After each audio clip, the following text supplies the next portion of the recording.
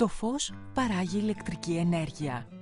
Στο πείραμα που ακολουθεί θα δείξουμε ότι το φως είναι ενέργεια που μπορεί να μετατρέπεται σε διαφορετικές μορφές, όπως είναι για παράδειγμα η χημική ενέργεια, η ηλεκτρική ενέργεια και ούτω καθεξής.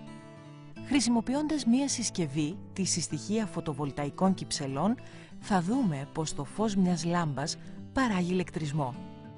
Θα χρειαστούμε μια λάμπα, μια συστοιχεία φωτοβολταϊκών κυψελών, ένα LED φωτοδίοδος, ένα βολτόμετρο, καλώδια σύνδεσης, ένα κομμάτι μαύρο χαρτόνι. Καλύπτουμε τις κυψέλες με το μαύρο χαρτόνι ώστε να μην δέχονται καθόλου φως. Συνδέουμε τους ακροδέκτες του βολτόμετρου στους πόλους των κυψελών. Παρατηρούμε ότι η μεταξύ τους τάση είναι σχεδόν 0.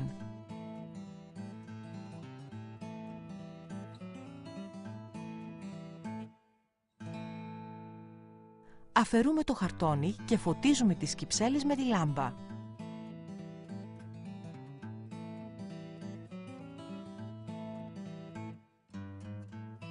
Μετράμε την τάση στους πόλους της. Βλέπουμε ότι η ένδειξη στο βολτόμετρο αυξήθηκε σημαντικά.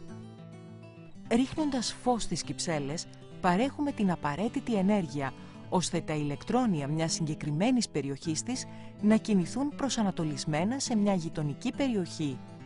Έτσι, δημιουργούμε στο εσωτερικό της κυψέλης δύο περιοχές αντίθετα φορτισμένες, με συνέπεια να εμφανίζουν μεταξύ τους διαφορά δυναμικού ή αλλιώς τάση. Καλύπτουμε και πάλι τη συστοιχεία. Συνδέουμε τους πόλους της με τους ακροδέκτες του LED, φτιάχνοντας έτσι ένα απλό ηλεκτρικό κύκλωμα.